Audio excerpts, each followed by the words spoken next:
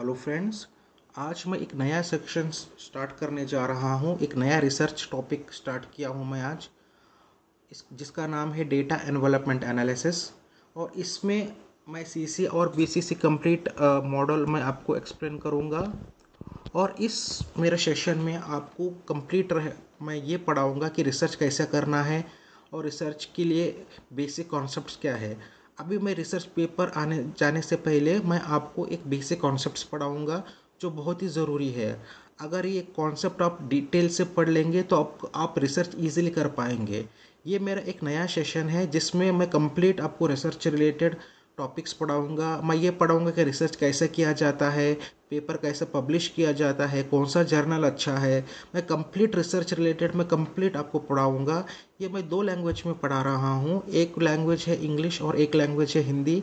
आप मेरे यूट्यूब में चैनल में जाके दोनों लैंग्वेज में आप देख सकते हैं, जो भी लैंग्वेज आपको कंफर्टेबल लगे। तो आज मैं आपको एक नया कॉन्सेप्ट पढ़ाने जा रहा हूँ जिसका नाम है एफिशिएंसी कॉन्सेप्ट। अब देखिए यहाँ पे देख क्या है, द कॉन्सेप्ट ऑफ एफिशिएंसी मैं आपको आज क्लियर करने जा रहा हूँ। ये एफिशिएंसी कॉन्सेप्ट इम्पोर्टेंट क्यों है और ये क्यों इम्पोर्टेंट है डेटा डेवलपमेंट एनालिसिस के लिए।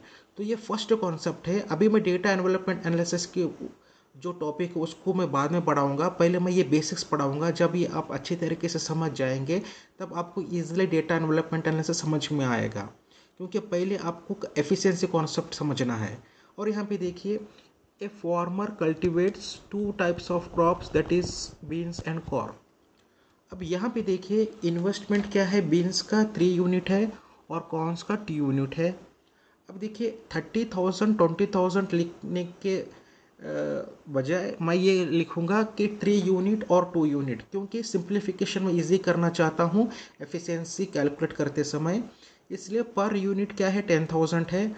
अगर मैं 3 लिखता हूँ तो समझ लीजिए कि ये, अगर मैं बोलूँगा 3 यूनिट तो समझ लीजिए ये 30,000 है। अगर मैं बोलूँगा ये 2 यूनिट बोलो तो समझिए 20,000 है। ये सिर्फ मैं सिंप्लीफिकेशन सिंपल करने के लिए कर रहा हूँ। और जो यूनिट है वो करेंसी है। जैसे कि आप देखिए ये जो 10,000 है ये करेंसी है, type of unit is currency. तो बीन्स 3 यूनिट मतलब समझ जाइएगा कि ये 30,000 है। कॉर्न 2 यूनिट मतलब समझ जाएगा कि 20,000 है। Per unit equal to 10,000। तो ये मैं बार बार आपको रिपीट नहीं करूँगा, आप समझ जाइएगा, क्योंकि पर यूनिट इक्वल टू मैंने 10,000 फिक्स किया है। अब देखिए रिटर्न आफ्टर सेल, रिटर्न क्या मिलता है। बीन्स का क्या मिला है 3.3 और कॉर्न्स 3.3 यूनिट मिला है। कॉर्न्स का कितना मिला है 2.25 यूनिट मिला है। अब इम्पोर्टेंट क्या है, which one is the best. अब देखिए इनपुट इन्वेस्टमेंट है और आउटपुट क्या है, रिटर्न है। इनपुट इज द इन्वेस्टमेंट और output is the return. All inputs and outputs are measured in the open interval 0, plus infinity. अब यहाँ पे एक सवाल ये आता है कि which crop provided the farmer with a better profit, which crop is more efficient. अब आप कैसा कंपेयर करेंगे कि कौन सा अच्छा है।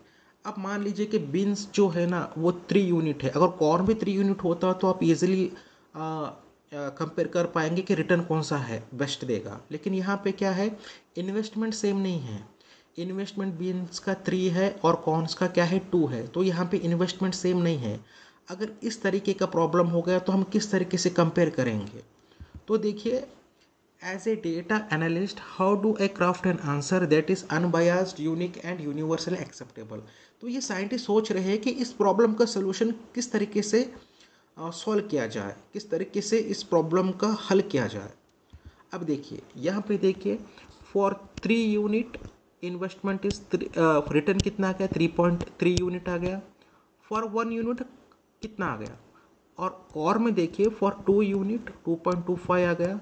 फॉर 1 यूनिट कितना है, मतलब 1 यूनिट के लिए हम क्या कर रहे हैं, फिक्स कर रहे हैं। यहाँ पे 1 यूनिट के लिए क्या कर रहे हैं, फिक्स कर रहे हैं ताकि कंपेरिजन ईजी हो।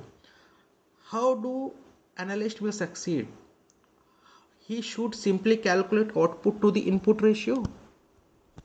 बीन्स में क्या है, आउटपुट 3.3 और इनपुट इज 3। एफिशिएंसी स्कोर कितना आ गया 1.1 यूनिट। और में क्या आ गया 1.125 यूनिट। ठीक है, तो यहाँ पे देखिए सिंपल सा कॉन्सेप्ट है, where the higher value indicates the efficiency, corn is the efficient crop. Scientist अभी ये सोचते हैं कि या I have discovered an efficiency formula. Efficiency formula is nothing but efficiency score equals to output value divided by input value. तो यहाँ पे simple सा कॉन्सेप्ट है, the efficiency scores are 1.15 for beans and 1.125 for corns. तो यहाँ पे compare करने के लिए हमने क्या किया, इस तरीके का कॉन्सेप्ट निकाला। मतलब यहाँ पे देखिए, ये farmer cultivates two type of crops में, यहाँ पे बीन्स में कॉर्न्स में इन्वेस्टमेंट सेम नहीं है, तो यहाँ पे कंपेयर करने के लिए लिटिल बिट डिफिकल्ट है। तो इसलिए तो साइंटिस्ट ने एक रास्ता निकाले है कि अगर 3 यूनिट से 3.3 यूनिट रिटर्न आता है तो 1 यूनिट से कितना, अगर 2 यूनिट से 2.25 आता है तो 1 यूनिट से कितना आएगा। तो यहाँ पे हमने 1 यूनिट के लिए निकाला है फॉर बीन्स और 1 यूनिट के लिए निकाला है फॉर कॉर्न्स, और हमने यहाँ पे कंपेयर किया है। मतलब हमने क्या किया, आउटपुट बाय इनपुट किया। तो बीन्स का कितना आ गया 1.1 यूनिट और कॉर्न्स का कितना आ गया 1.125 unit. Where the higher value indicates efficiency. अब हम इजीली बता सकते हैं कि कौन सा बेस्ट है। ये तो सिंपल एग्जांपल था, क्योंकि यहाँ पे एक ही इनपुट है और एक ही आउटपुट है। सिर्फ यहाँ पे प्रॉब्लम कहाँ पे आ रहा है कि प्रॉब्लम सिर्फ यहाँ पे आ रहा है कि यहाँ पे जो है ना, इन्वेस्टमेंट सेम नहीं है। बीन्स का 3 यूनिट है, कॉर्न्स का 2 यूनिट है। तो इस छोटे से प्रॉब्लम के लिए ये हमको इतना सारा सोल्यूशन करना पड़ा है। अब आगे आगे हम देखते हैं कि और हमको कितना कितना इम्प्रूवमेंट करना पड़ेगा और क्या क्या चैलेंजेस आएंगे। तो इस बार मैं इतना ही एफिशिएंसी जो फार्मूला इस बार मैं आपको बताया हूँ, यहीं पे मैं इस वीडियो को स्टॉप करता हूँ। अगले वीडियो में मैं एक नया कॉन्सेप्ट पढ़ाऊँगा, एक नया कॉन्सेप्ट पढ़ा के मैं उसको भी क्लियर करूँगा। आज आप इतना समझ लीजिए कि एफिशिएंसी फार्मूला मतलब क्या है। Efficiency score equal to output value divided by input value. आप इजीली बता सकते हैं कि the efficiency score are 1.1 for beans and 1.125 for corns. मतलब कॉर्न इज द बेस्ट है, क्योंकि हमने एक एक यूनिट का हमने कंपेयर किया, तो हमको अब ये पता चला कि कौन सा अच्छा है, कौन सा बेस्ट है, which one is the efficient. तो नेक्स्ट वीडियो में मैं आपको एक नया कॉन्सेप्ट पढ़ाऊँगा, और डेली डे बाय डे एक नया नया कॉन्सेप्ट पढ़ाने के बाद जब बेसिक्स क्लियर हो जाएगा, तब मैं आपको रिसर्च पेपर पे जाऊंगा और रिसर्च कैसे करते हैं, कैसे पेपर पढ़ते हैं, एब्स्ट्रैक्ट कैसे पढ़ना चाहिए, इंट्रोडक्शन कैसे पढ़ना चाहिए, सभी मैं आपको डिटेल से बताऊंगा। और धन्यवाद, आपने आपका कीमती समय निकाल के मेरा वीडियो देखने के लिए। और मैं नेक्स्ट आपको एक नया कॉन्सेप्ट समझाऊंगा, और वो क्या है, रिसर्च के लिए बहुत इम्पोर्टेंट है। So thank you very much friends.